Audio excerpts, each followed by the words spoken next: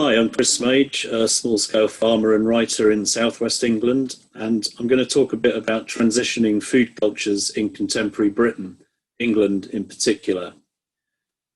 The background to this is quite unpromising, in all honesty. Britain industrialised early, and it has a very urbanised population with little connection to farming or local food cultures. Average farm size is among the highest in Europe, and the relative prices of fossil energy, labour and land or housing push us towards highly mechanised farming, geared mostly to producing cereal and meat as cheaply as possible. A large proportion of our fruit and veg is imported, and even then we eat less of it than we should for a healthy diet. So we're booked a long way into what I call the arable corner of over-reliance on a handful of field crops rich in simple macronutrients. The agricultural subsidy regimen under the European Union's Common Agricultural Policy exacerbated all these trends. But as we exit from the EU and the regimen is withdrawn before the wider trade landscape is clear, it seems likely there'll be a further depressing effect on the agricultural sector and its ageing workforce. Against the background of all that doom and gloom, of course, there are some wider miseries to worry about: the effects of climate change, the pandemic, and the necessary end of a global economic growth society.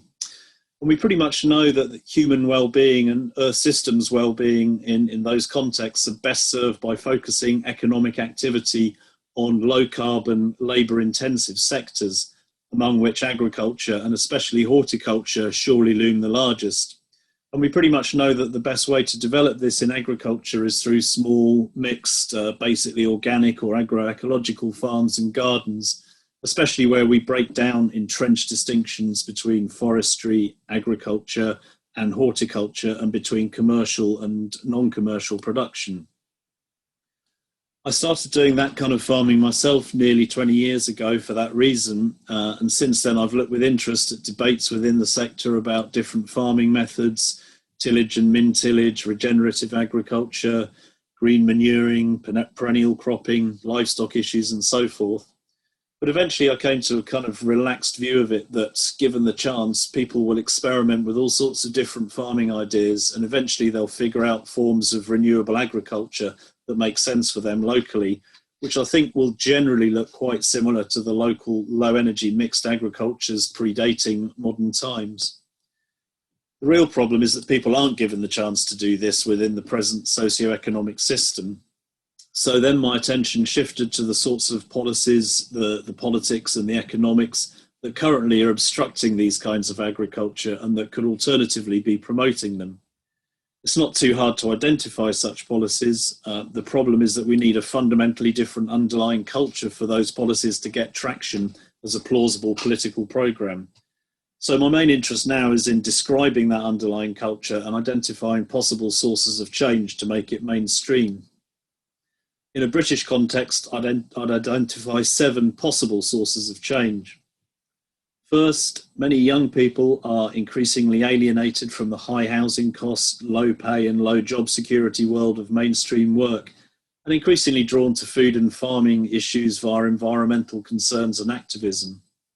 I think there's a deep reservoir of enthusiasm for change among the young that will make itself heard in the coming years. Second, and relatedly, there's an emerging landscape of activist organisations aiming to change the food and farming sector towards more localist and agroecological ends, such as the Land Workers Alliance, which is associated with the international peasant group La Via Campesina, the Ecological Land Co-op, and various other groups emerging in Britain and in England, for example, from the transition towns and Extinction Rebellion movements. Third, there's the beginnings of a political movement around land reform and deconcentration of land ownership. This has been pioneered in Scotland with political devolution against the backdrop of the country's extreme inequalities in land ownership, leading to new legislation around community rights to buy, and in Wales with the Future Generations Act and innovations in planning policy geared to self-reliant smallholding. England is much more conservative and far behind that curve, but there are the first glimmerings of a movement for land reform here too, as represented by books like Guy Shrubsole's Who Owns England?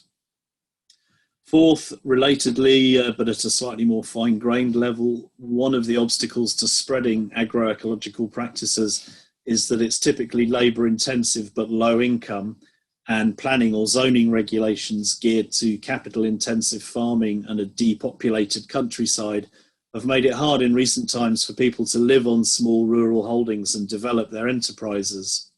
My feeling is that this is beginning to change to some degree through more open-minded official attitudes, but also through people pushing at the boundaries of the system a little more actively. At the same time, there's a danger that loosening the regulatory framework around rural land use opens up the countryside to purely residential and other non-agricultural developments, which could have negative consequences. Fifth, many people across the country exhibit a slightly subversive appreciation for small local businesses as underdogs and can be quite willing to support them beyond purely self-interested, rational economic calculation. For example, we used to sell vegetables out of the back of our van, parked up briefly in side streets in our local town, which we advertised ahead of time on Facebook. And we did quite good business, in part because customers enjoyed the somewhat clandestine, below the radar nature of it. And on small scales, I think there's a lot of potential for finding ways of tapping local markets like that. Sixth, the chronic national underproduction of fresh fruit and vegetables seems likely to promote future price hikes and even perhaps empty shelves in the shops, further exacerbated by the consequences of Brexit and the pandemic. And this will likely lead to more amateur domestic production, community or allotment gardening, guerrilla gardening, small-scale local commercial startups, and probably more important than any of that, a national conversation about accessing fresh and healthy whole foods. Seventh, building on that, the pandemic has exposed reliance on long food chains as supermarket shelves emptied of many lines, especially fresh fruit and veg. Local suppliers such as ourselves suddenly found themselves inundated with new customers. So the time is ripe for a national conversation about local food self-reliance. But as with Brexit, there's a danger these supply issues will be co-opted by narratives of corporate agri-nationalism, so we need to turn them to a more inclusive agroecological flavour. So in summary, there are reasons to be hopeful that new bioregional and agroecological food cultures may emerge in Britain. But at the moment, we're barely in the foothills and there are many false trails, which is why I called this talk Climbing Mount Improbable. In my book, A Small Farm Future, I describe the likely occurrence of systemic crisis, not only in the food system, but in the whole global social, political and economic system as a result of climate, energy and economic shocks. And with some regret, I think it's in response to these much larger systemic crises that more renewable and localized food systems are eventually likely to emerge.